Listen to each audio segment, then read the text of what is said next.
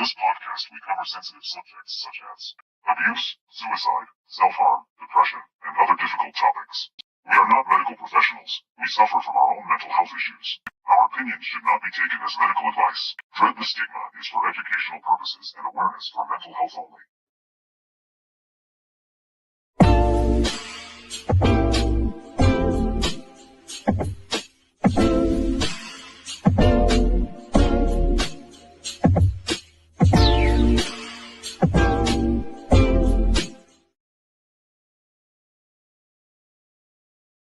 All right, I'm not sure where my buddy came up with that music right there. Has kind of a 70s disco sound. Makes me want to do my shoulder shimmy. Yeah, right? Yeah, I mean, it does kind of make you want to move a little bit. Anyway, welcome everyone. We are back. Hope everyone is doing well. Holidays are finally over, Bella. Finally. Finally. I mean, we can get back to, well, I guess, do we say normal life? Right. I'm not quite sure. One. I'm not quite sure what that really is. I mean, my normal is a hell of a lot different than other people's normal, I'll tell you that. But did you have a good holiday? Did we talk after Christmas? It wasn't too bad. Yeah. I just stayed up until the ball dropped with a whole bunch of people on sobriety and self-improvement group on Facebook. Mm-hmm. And just welcomed the new year into sobriety with everybody. And then after that, I took a long nap. Right. No, that I did nothing. I did nothing. I sat around on the fake book. That's what I've been calling it anyway. But yeah, I didn't do a whole lot. Of course, I got going on 3 years sober, so ain't nothing really to do now, man. I'm too old for that anyway. I think Chad had mentioned one time on one of your lives, where he tells everyone, and I use the exact same line, that, about giving up drinking. It was like, yeah, I went pro early and retired. Yeah. I use that all the time. Yeah. Now I'm trying to figure out what that is right up there. The welcome thing. Yeah, that's a new thing. I welcome everyone.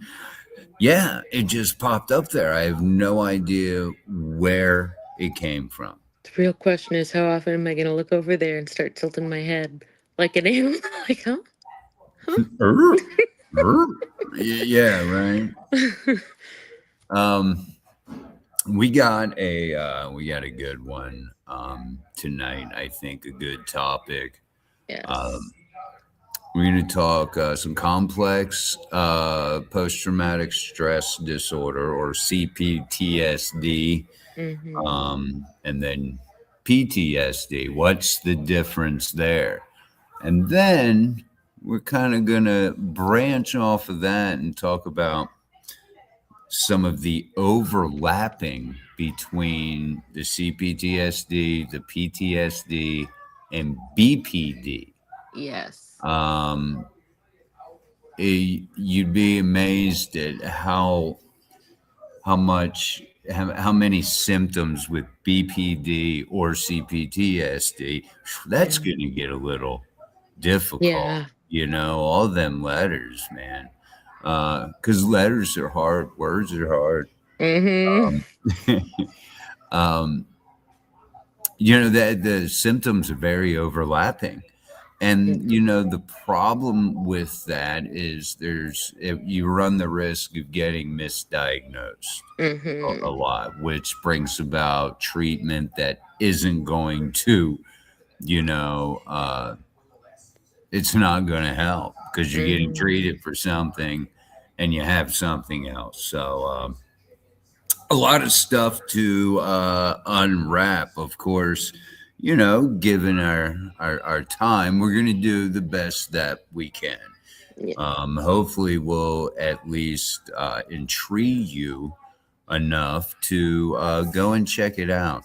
Um, w- uh, Reading and watching some videos on complex or CPTSD.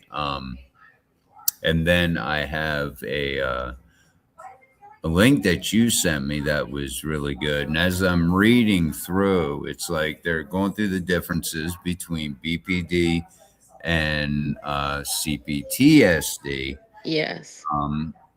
And I'm reading through it, and I'm like, they'll go through and they say, okay, BPD, and they'll give off, a few characteristics, some Mm-hmm. main ones that are in that 9 criteria.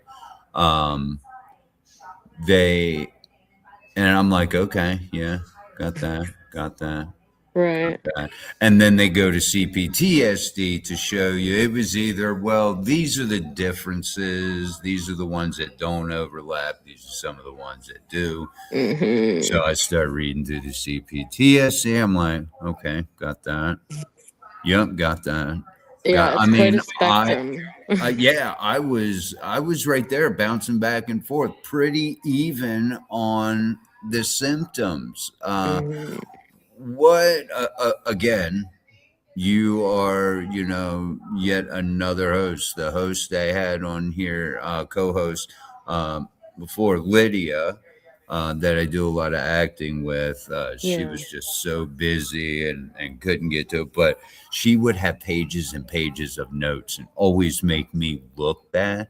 But Yeah. she has like CD, so once she gets into researching, she can't stop. Yep. She goes They're down rabbit similar. hole. So she has pages and pages, and I'm over here like, I got one tab open. That's what I'm kind of, happens too when you get bored really easily. You just kind of keep looking up more and more and more yeah, stuff. yeah, right. So what? I guess we can start out with just the PTSD and the CPTSD. Yeah. Uh, do you want to? Do you want to run down? So I Like can give like a brief history real quick. no, So absolutely, yes. there with the PTSD, so quick history with that. It started as, just people who were dealing with war. Um, it started with, I think, 1980 is when they came out with the DSM, originally in 1980. That was the first And edition of the DSM. yes, Hmm. yes. I thought that thing was a little bit older than that, to be honest with you. No, so there is two different ones. So there's the DSM, which is Diagnostic Statistical Just a- Manual of Mental Diagnosis Disorders. And then there's the one that's more known for places outside of the USA, which is the World Health Organization International Classification Disease Database Disorder. That started in 1893. Hmm. Yeah. So PTSD started with soldier's heart or shell shock, basically, and then over time it started to expand into other things, and then they came out with the DSM-5 version in 2013, and then basically just kept revising it, well, reprinting it, I should say, over Mm-hmm. and over and over again, because they kept everything the same since then. So, what happened with the PTSD is that it started as just labeled as an anxiety disorder, but over time, considering the CPTSD, which the DSM 5 doesn't classify in there at all, but they want to semi give a little credit to it. So, they just decided, okay, well, now we're just going to call it a trauma stressor disorder. So that's like the basic history of the PTSD. And then for CPTSD, I like the ICD-11 version publication the most Mm-hmm. versus the DSM-5, just because of the way that they break it down. Mm-hmm. So basically, in the DSM-5, you have a whole bunch of different things. They have three different clusters of different types of ways that you can act or feel. And then those three clusters are broken down by letters A through H in the alphabet. So it's just one thing after another, after another, after another, like this big long checklist you got to go through. Right. And then with the other version, the ICD-11, I like that one because it basically says that you have all of those clusters, but you add in one extra one. And that one extra one is basically your emotions. How Right. you want to stay regulated with things. So when you're going and you're looking just at PTSD, you're going to think, okay, I need what's the one trauma, because there's only one trauma with PTSD. Mm-hmm. Just one. Are there any intrusive thoughts? What am I avoiding? What negative things am I feeling? Am I over aroused? Am I under aroused? What's my reaction time to things? How long am I dissociating? How long am I being socially impaired with other people? And then there's no substance use, like of any kind, Mm-hmm. involved in that diagnosis. However, I would like to say adding those things definitely increases all of your symptoms. Yes. Yes. Um, and then with the CPTSD, you're adding on all the different moods you're feeling. Everything's just more negative. Your long durations of time just constantly just like looking into space and spacing completely out. You're totally disassociating for longer periods of time. Mm-hmm. You have no sense of emotional regulation at all. So you're either constantly bouncing back and forth between them, or you just go completely numb, like Mm-hmm. completely numb to the point where you're not feeling anything at all. Nothing bothers you, but Nothing not in bothers a you. good way, not in Mm-hmm. a Buddhism or, Right. stoic way. This is you're numb and it's dangerous that Yes. you are so numb, and a Exactly. lot of high stress situations I've gotten that way. Like, you know what? Fuck it. I don't care. I don't care. And it's more than just an I don't care. You are, you cannot muster up any kind of emotion. So Mm-hmm. very different than just an I don't care attitude. Yes. Exactly. There's a lot of basically disruptions within yourself. So if we're comparing PTSD versus CPTSD, Hmm. you're not going to have as many negative thoughts about yourself or about anything going on around you. But with CPTSD, it's everything is more intensified. It's like your entire sense of self is there but not there. Hmm. You're starting to feel invisible and you're not quite sure why. I know I've personally had those moments. Um, yes, and that chart, I love that chart. Yes, that goes right along with kind of what you're saying, and the viewers can read along and see. You have the ICD-11 DSM, you have the ICD-11 CPTSD that you were mentioning. The ICD is the WHO, the Mm-hmm. World Health Organization's I guess it's their DSM in a sense. Yes. But as you mentioned, um, a lot of different wording, Mm-hmm. and whatnot between the two. Um, it was a while before the DSM even recognized BPD. Yes.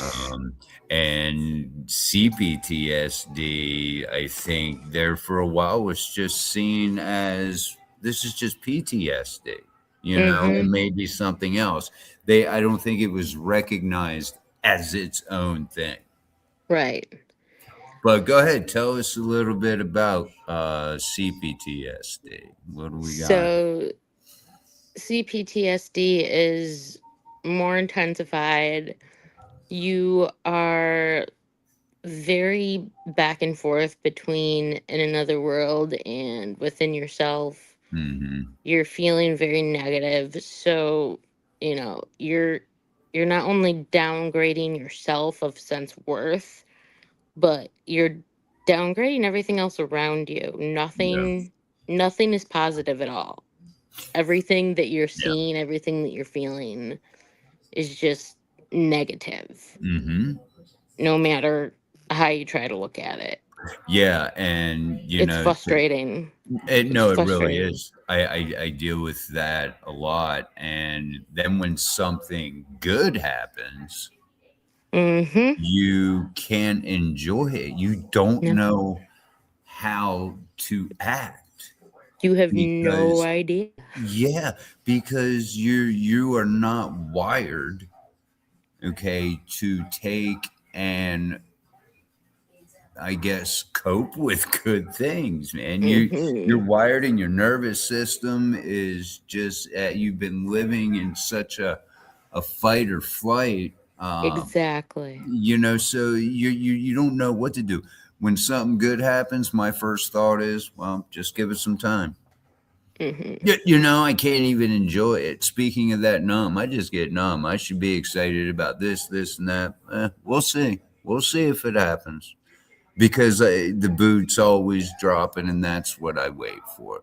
So yeah, you can't even when you should be happy, you go right to that other side, right to the negative. You can't see Yep. anything, and I think that has a lot to do with. I'm guessing any types of trauma. I guess it could cross a line Yeah. between PTSD and CPTSD that um, I'm really just Well, the reaching to try. interesting thing Go ahead. is you can have PTSD more than once, but it's totally different from CPTSD. Mm-hmm. And you Hmm. can also have them both together, which makes things even more difficult to explain to people. Yes. Yeah. Because you have PTSD from this one main event. That's what Mm-hmm. started all of it. And then later on down the road, a couple of different things happened all around the same time, causing multiple traumas. Mm-hmm. And that is how you get diagnosed with both PTSD and CPTSD, which I Yeah. find fascinating because you would think that they would just jump right to the CPTSD because it's multiple forms of trauma. Right. Yeah. Because Uh, if you get if you deal with the complex uh, post traumatic, you would think that that would also uh, take care, and or at least help with the PTSD as well. right. Um, because I've heard the same type of thinking with okay, if you have like with myself, I have major depressive disorder. Yeah, you could treat the depression, Mm-hmm. no problem. But guess what? The BPD is a much bigger issue, Yeah. and you're not going to do anything with that. Yep. But you can treat the BPD and minimize the the depression. So you have to Yes. go to the root. And yes, you would think they would go right to the CPTSD because it's basically the same, except you have just one big traumatic event. We see a lot of that with Mm-hmm. military vets, first responders, things like that. You see a lot with that. And the only difference is, like you said, it is, you know, multiple, it is prolonged over Mm-hmm. time. And there's a few different, I guess, symptoms of that because of it being over time. Yeah. Other than that, I don't think there is much difference. There's probably more difference in the DSM version and the ICD version Mm-hmm. than there is between the actual two diagnoses, which you Right. can see right there on the screen. Yes. Look how long the list is from the ICD and then how long it is for a lot more elaborate and detailed Right. Because the you're thinking too ICD. with, the PTSD, we were saying, it's just one singular event. But when you're going into the CPTSD, the complex PTSD, Hmm. that is when you're starting to think of things like, basically being abused in multiple ways. Hmm. Because usually that is a repeated occurring thing. Hmm. You know, it could be sexual. It could just be physical. It could even be mental, emotional, or it Yeah. could be all of them all together. Hmm. I was in a really bad relationship for really long time, and it affected me in every single one of those aspects, physically, mentally, emotionally. It takes a toll on you. It really Hmm. does. And you have to be able to work with these, professionals and their medicines and all of that to figure out, okay, well, what's actually going to work for me? Because what works for me isn't going to work for everybody else necessarily. Yeah, it's not a one size fits all in It any really stretch of isn't. the You wish it imagination. was, but it really isn't. I know, right? And then, both of those things, the PTSD, the post traumatic stress, and the complex post traumatic stress, both of them also overlap, like you were saying, with the borderline personality. Hmm. And that's when things, again, escalate into even more levels, Yeah. because then you have, mild, moderate, severe, plus all of your negative emotions, plus all of the back to back traumatic experiences that you're visually seeing in your head after the Hmm. fact that it happened on a regular basis. Yeah. It's very intense. It's very intense to be able to have all three of those even diagnosed. And usually, even just trying to diagnose one or the other, the professionals are going through that list as well, just as you are, to try to figure out which one of those is actually for you. Hmm. But then again, a lot of times right afterwards, it goes into all three of them. And you're labeled with all three because you fit all of the criteria. I actually, because I was misdiagnosed bipolar for BPD, Hmm. which is quite common with those two. um, and I was diagnosed PTSD a while back. It wasn't until about 2 years ago when I entered a psych unit, and that's when they came up with the major depressive disorder and the complex PTSD. So, looking at the complex PTSD along with the borderline, it's not very easy. No. it gets really really tough. And let me just point out, if everybody look at the screen here under CPTSD, the very first thing is difficulty regulating emotions. Mm-hmm. That is one of the cornerstone uh, issues with BPD, emotional dysregulation. Can't Yeah. regulate the emotions. I think you said you either, go 0 to 60 or you just numb out. Um, Mm-hmm. The and ultimate, I guess you go, could say, the ultimate thing that you're fully able to tell the difference is the level of impulsivity that a yes. person has. Mm-hmm. Because the more impulsive and unstable you are, the higher you are at risk of having the borderline personality, as Mm-hmm. well as the complex PTSD if you have the trauma, because that's the main difference between the BPD and Yes. the PTSD is the trauma, because you can have borderline without experiencing any sort of trauma, because most of Sure. it is just negative thoughts in your head Mm-hmm. that lead to extreme suicidal ideations or attempts. It can get very bad. So Yeah. that is the ultimate like deal breaker between figuring out if it's one or the other. Otherwise, you're usually diagnosed with both. Mm-hmm. And that along with CPTSD and PTSD,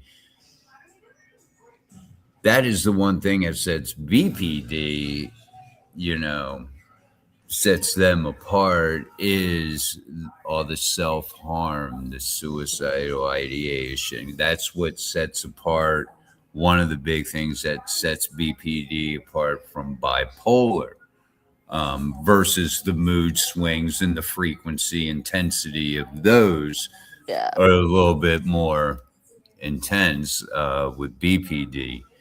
Um, so yeah, that self harm and suicidal behavior. Add that with the CPTSD, regulating emotions, a, s- a s- you know sense of self, identity issues are really a big deal. You really Um, have to learn how to pay attention to your own cues, mhm. because what hit the nail on the head for me was when I told my one of my therapists, I'm I'm Jamie, but I'm not Jamie. She's like, "Well, what do you mean?" And I'm like, "Well, there's there's this version of Jamie, and this version of Jamie wants to do this, this, this, and this. And then there's this other version of Jamie that wants to do this, this, this, and this. But they're not two different people Mhm. necessarily. Like, I don't have the whole, personality disorder where I completely take over as a different person. Mhm. Right. That's something totally different. Mhm. What I'm saying is I just, there's so many different interests and so many different negative thoughts that I have in my head that they tend to just roll around in my head like a tumbleweed and Mhm. constantly aggravate all of the other parts of my brain. Like, that's the best way I can describe it from my experience. That was like the nail on the head for me of realizing, okay, it's not just a PTSD thing. It's Yeah. it's Right. definitely leaning towards the borderline aspect of things. Yeah. Right. And as you mentioned with the BPD, it's not really something that with trauma, it's not something that's necessarily an issue. With some BPDs, they call that true Hmm. BPD, where you just have that. Man, I'm Yep. shaking all over the place. Uh, you just have BPD and, nothing else. Probably kind of rare. Majority of the time, there is some sort of trauma, childhood trauma, especially. Yes, childhood Um, trauma is a big one. Huge. I mean, you're in them developing stages, even up to preteen, you're learning things, and then Yeah, something traumatic happens, throws you all off. Um, but yeah, that's when where a was lot I? of people start to get diagnosed with the Hmm. PTSD or the CPTSD, I especially never, yeah. is the early going into teens type, you know. Oh yeah, when them hormones hit and you hit hmm puberty and all that. I mean, your And that's brain's what a lot of already people ate don't up. realize. It also plays in with your hormones. You can Right. have too much of one and not enough of another, and just that alone can mess with your whole body chemistry. It's fascinating. The body is just fascinating. Well, I think it's pretty interesting the how you can literally just by changing certain internal dialogue, and that you can literally rewire your brain to where, for instance, in a high stress situation, my two big coping skills were drinking and self harm. hmm Uh, and my head goes right to it every time.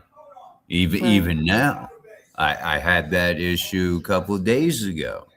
Yep. Still no scars, no new ones. So I made it through that. But that's where my brain goes to, because hmm that's where it's gone to for probably almost 40 years. Yep. That's where my brain. So I am wired The to think. unhealthy safety zone. There you go. Yep. Yes, it's not too often I do feel safe, or in that safe place where there's no anxiety, there's no nothing. hmm I'm not sure if that even exists. I think I'm being told a fable here. That's one of the extra crazy things that I've noticed, especially with me, is there's so many different levels of anxiety to where it goes from that big leap from just regular anxiety, everyday anxiety, to the trauma, to the traumatic, woe is me, woe is this, woe is that. There's quite a leap in there. Yeah. But the thing that fascinates me with me is I'm also, on top of having the CPTSD and then later on diagnosed with the BPD, I Oh, also welcome to the have club. Yeah. GAD. The And for those what? of you who don't know what GAD is, that is generalized anxiety disorder. Yes. Okay. So every single day, my brain is worrying about something Mm-hmm. 24/7. And what makes it worse is when, I go from that to the immediate jump into the BPD, because that's when things get worse. That's when things are more intense. That's when things are leaning towards, man, today sucks, to it's the end of the world, Yeah. blah, blah, blah. Everything is catastrophized Everything is with catastrophized by like 10. BPD. Yeah. Yes. You don't have that's that emotional dysregulation. Mm, You are When you get angry, you get furious, yeah. uncontrollable, unnecessary rage. You Yeah. can't just turn it off. Yeah. You have to let it pretty much run its course, but there are Mm-hmm. things you can do to, help that along. Yes. When Yeah. you're upset, you're suicidal. You're not just upset. Um, And 10% of those that suffer from BPD, 10% um, ends up going through with it. Mm-hmm. That's pretty scary too. One of the higher suicide rates for a disorder. Yes. And a lot of it is here we go. I'm getting off on a BPD thing. Um, it's not hard for me, but But that's the crazy thing is how they all just interact with one yeah. another. One can ultimately, over time, lead to another. Hmm. So eventually, that's when the diagnoses build up, you know. But it's it's manageable as long as you're willing to put in the work and Yeah. the time and the effort. And that's the hard part because when you have all of these diagnoses, it's just very easy to throw in the towel, Hmm. because it's a lot of hard work. You have to It learn seems patience. overwhelming too. Mm-hmm. It's a very overwhelming thing to think about. And this is how overwhelming it can be. On average, um, to going through the therapy needed for CPTSD, you're Mm-hmm. looking at a decade plus, 10 plus years of your life it's very long term therapy. Yes. So I put that in perspective. If I'm starting now, by the Mm-hmm. time I'm in my mid 60s, I may be able to deal with this a little better. Right. But when you look at it like that, it's like, oh my God, that is so daunting. I don't, it's Yeah. a mountain, man. How am I going to do this? But it's done every day. You can do it. I can do it. It's going to be tough, but Mm-hmm. it's And necessary. the time frame for everybody is different too. Absolutely. And that also plays in with your memory because let's face it, PTSD, CPTSD, BPD, they all affect your memory in some way, shape, or Hmm. form. Hmm. The more diagnoses, obviously, the worse off your memory becomes over time, Yeah. especially to certain situations. That's when your mind starts developing memories that didn't actually happen at all. Hmm. And your brain starts getting very, very confused. And I you know have to I've done learn to that take that before. step back and to learn patience. That, at least to me, I feel like that is the biggest key when you have multiple diagnoses, especially when you're considering all of them to be more on the mental aspect of things. Hmm. You have to learn patience. You have to give yourself a form of grace because if you don't, there unfortunately is a very little chance of you getting better Yeah. because it is possible to get better. Sure. What you have never goes away. It does not permanently go away. It will always randomly come back up. Hmm. Even if you've worked on it for so many years and you're having, like, let's say you have 4 or 5 really good years where nothing's affecting you at all. And then something random happens and it triggers something somewhere in here and you just plummet. Hmm. And all the things slowly start coming back up again and then you have to work on it all over.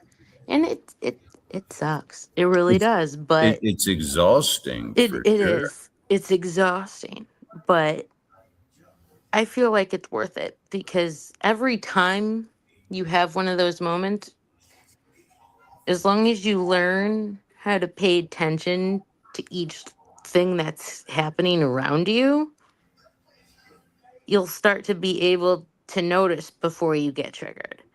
Right. And that will help prevent less triggering things from getting worse. Hmm. You have to learn to retrain your mind as often as possible and No, just not give up. absolutely. Yeah. You know, And that's really the whole purpose of DBT, yes. especially CBT, cognitive behavioral therapy. Yeah. Um, you know, we pretty much, and I say we for anybody with borderline, we pretty much have to learn how to act again. Yeah. And that's that can be a little depressing, I guess, but I mean, oh, we made it this far. That's Um, what makes you human. absolutely. And then, the yes, like you said, you're gonna have to deal, and there'll probably be instances where um you do get triggered, but you hopefully so far into your therapy and healing you would have developed, you'll be able to recognize those triggers. Hmm. um you will be able to deal with them a little bit better And with the because you are therapies, recognizing them. yeah, and with the therapies too, you have to find ones, especially with those three things in particular, but mostly the PTSD and the Hmm. CPTSD, is finding the right kind of therapy.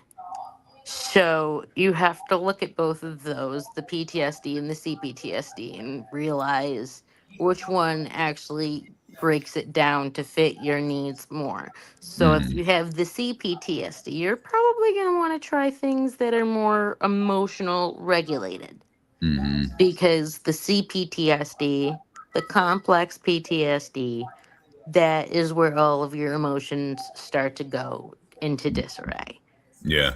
Yeah. So start with the DBT and then slowly work your way up into other branches of it. Yeah. That is what I would recommend.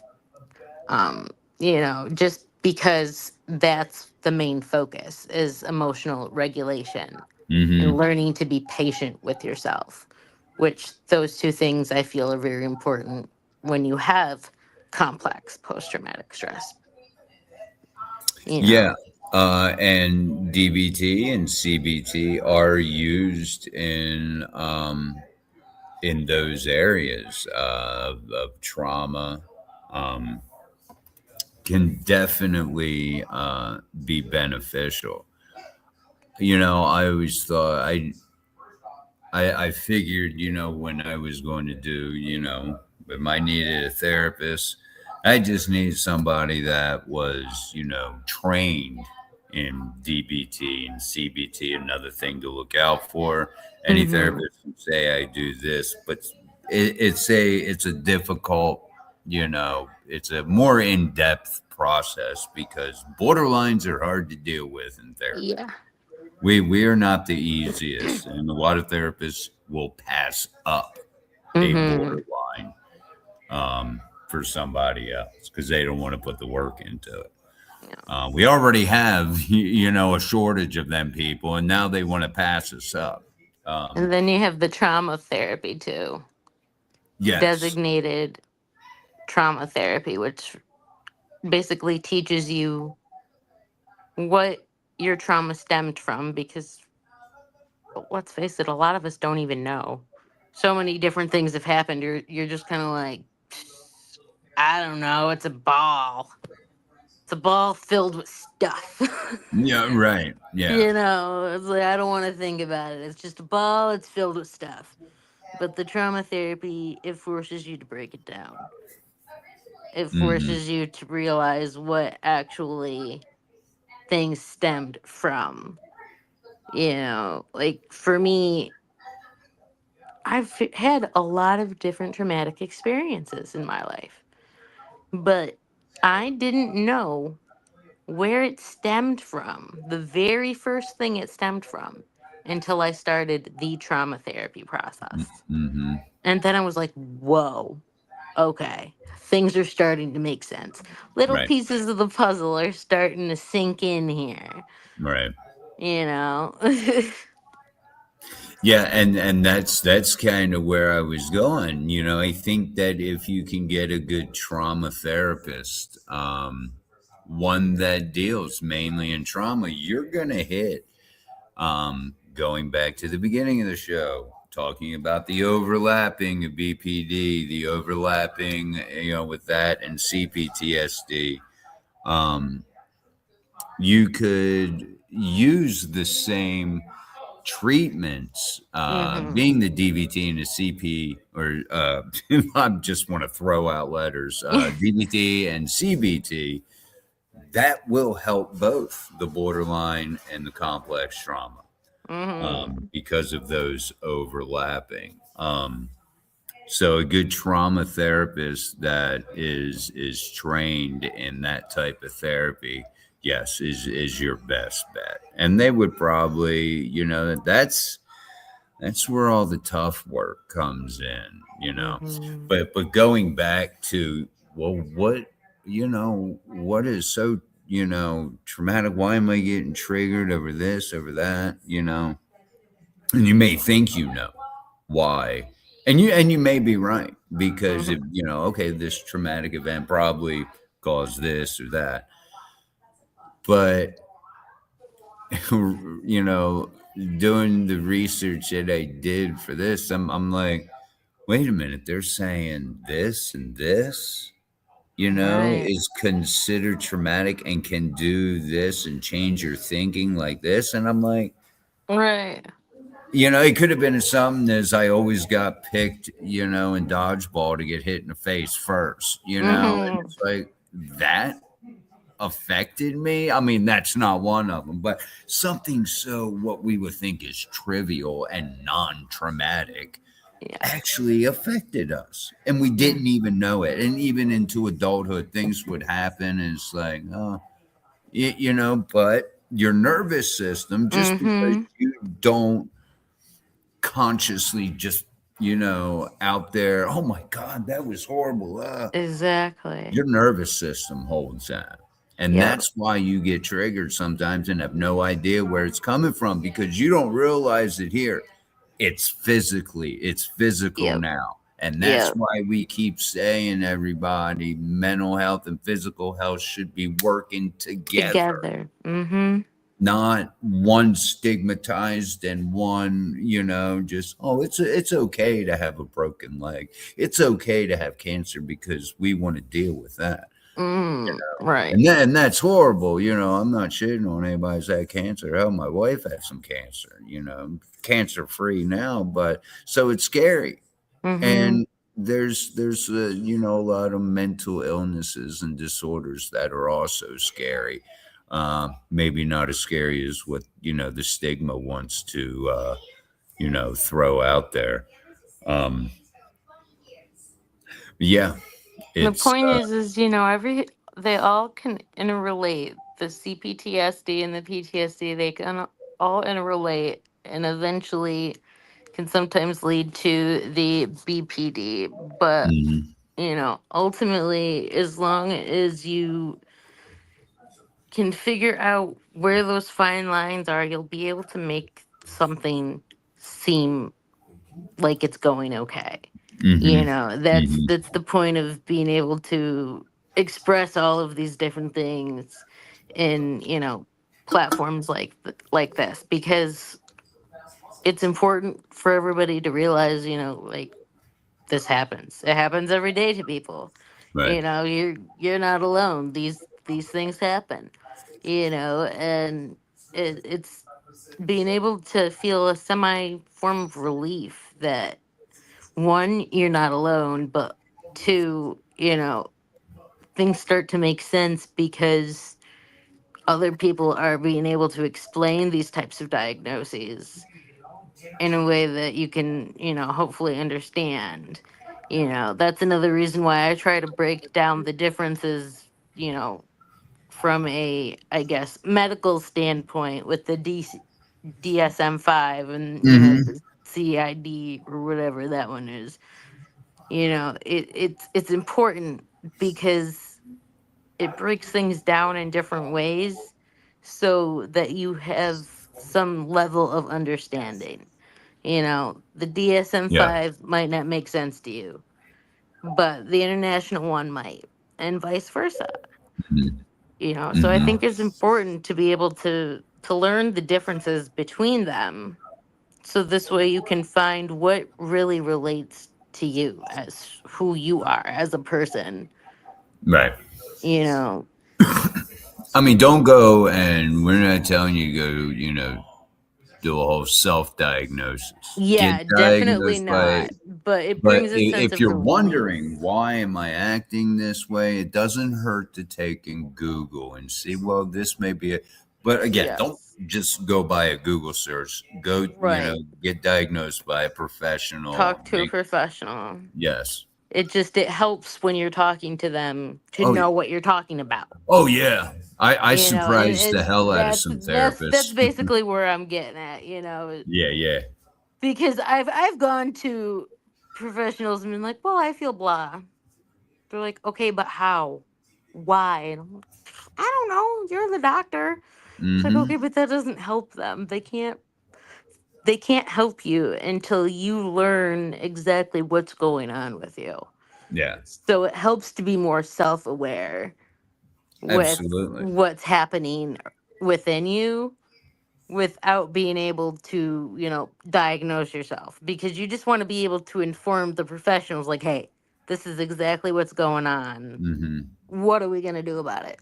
Because Or something you needs could, to be done about it. right, or you could say, well, I read that, you know, this I act like this, and I read that this was pretty common with those with Right. this diagnosis, and I'm concerned about it. What are your thoughts? You could bring it up like that, but you can't do that if you don't understand what the diagnoses are. You have to educate yourself. Yep. We're having open discussion now, but we also need to educate ourselves, which I think we did here. And Mm-hmm. I think when you get into the neurological aspect of it, a lot of people like, oh, you're overreacting. BP borderlines are said to be manipulative, and Mm-hmm. all of these things where they're parts of our brain are smaller Right. than some people. This isn't is something that's, yes, therapy will help, but we're dealing with smaller parts of our brain. And Mm-hmm. some of them are running constantly pumping Yeah. cortisol through, which the corpus thing that Yep. connects the two, all that cortisol over time splits that in half. It rots Mm-hmm. it because you're pumping too much cortisol into it. There affects your memory. So Exactly. that fight or flight Mm-hmm. is what you pump the cortisol, you get that adrenaline going so you can, well, fight or flight. Yeah. Well, trauma, PTSD, CPTSD, especially those, I think anyway, you're constantly on edge. Yep. You're always checking your surroundings, and that cortisol is constantly pumping because normally you're just pumping a little bit to get that adrenaline going, and then boom, Mm-hmm. stop. Doesn't stop with those of us who are dealing with PTSD and CPTSD. So Right. little facts like that could change someone's mind about someone with BPD or CPTSD. Yeah. That they're not faking it. Nobody wants to. Who wants to? Yeah, that's what blows my mind about TikTokers and whatnot. They faking a mental illness. It's awful. I'm trying to fake being normal. Right. To not have a mental illness. I don't understand it, but yeah, it's I don't know that there's that thing. Mine must be cut in half too because I can't remember. I can't remember shit. It's about just learning a little bit more about yourself Yeah. so that you can help yourself in some way, Hmm. shape, or form to improve. When, you have these diagnoses, it's important for other people to become aware that these problems just don't automatically go away. They take time, they take Yeah. effort. Mm-hmm. You know, there's a lot of work put into place to help people with these diagnoses function on a Mm-hmm. regular basis. Mm-hmm. You know, and to be able to talk about these things brings awareness to it, but also to show, you know, you can work on these things for the rest of your life. Mm-hmm. Your brain can rewire. Yes, it's Yeah, possible. absolutely. Mm-hmm. But when you have a mental diagnosis, that brain rewiring takes a lot more time. It takes a lot more effort, Mm-hmm. and you're always going to have a so-called fried egg moment, as I call it, Mm-hmm. where you have to start the process all over again Mm-hmm. because something triggered you, and now you're back to square one. Right. It's an ongoing process for the rest of your life, Yeah. you know, and that is something that I just hope to, you know, be able to have everybody aware of. Is, you know, it doesn't always go away. You're constantly working at it, you know. Mm-hmm. It, yes, your brain can be rewired, but when you have these diagnoses, it needs to be rewired on a very regular basis in order to maintain a better level, I should say, of stability. Yeah, You absolutely. know, And you will be shown in these, well, at least from what I've read, you'll be shown the proper coping skills yeah, to take and help yourself and then rewire. You have to start doing certain things on a regular basis that, I mean, try in a stressful situation. I don't know. Just try a different way of thinking if you can. I know your hmm, brain wants to go to the left, but pull it to the right a little bit if you can, and see what happens. It's easier said than done. I it understand, is. but Yeah, you will learn different methods and whatnot through a trauma therapist, and CBT. I think is a little bit more probably beneficial. It's certain aspects of the therapy. Sometimes DBT is great. They're both awesome. Marsha Lenehan, who developed or who came up with DBT in her mid to late teens in a hmm, psych unit with BPD, with suicidal. She's yeah. been through it, and it's one of the foremost, most effective therapies for borderlines. And then again, the CBT is also used for If trauma you're big as into well. writing, the CBT works wonders Mm-hmm.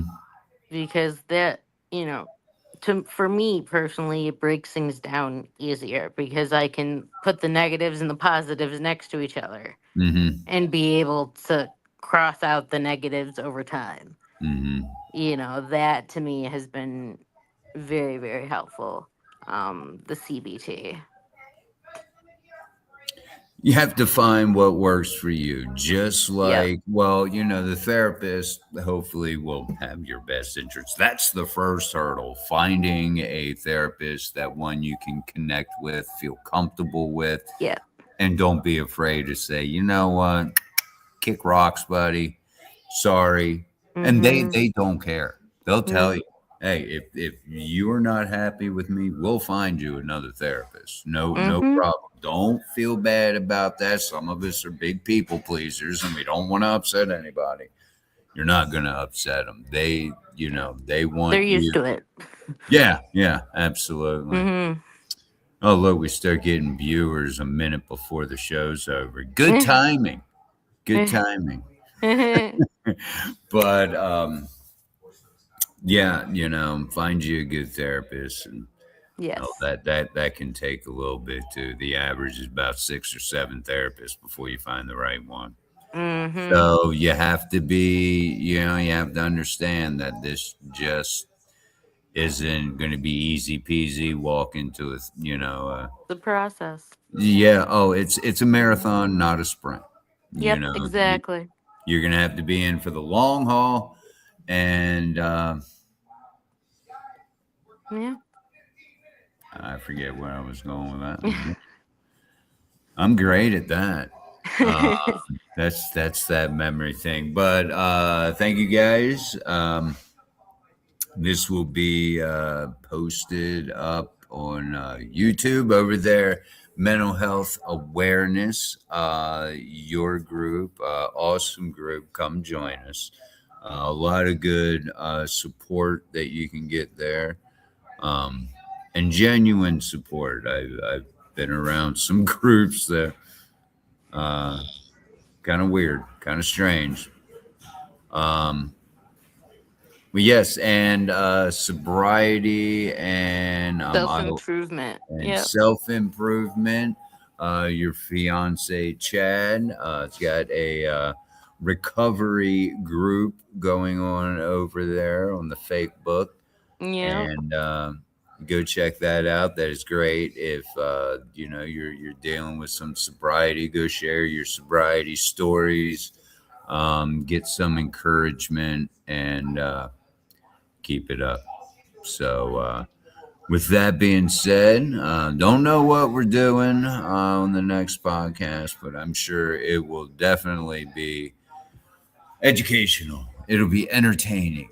It'll be fun, Definitely. and you get to Definitely. see our faces. I mean, that's just the bonus. But all right, you guys take care. I'm proud of you. Stay resilient. That's all you gotta do. One more day. Just get through Yes. this day. One You'll be more all right. day. Just get Yeah. through this day and you'll be all right. Peace. I said, oh man, I didn't even hit end stream. Look at that, boy. I worked up that outro and then didn't even work. All right. Hang around here for a second, Bella. And all right, Yes. now we'll talk to you later.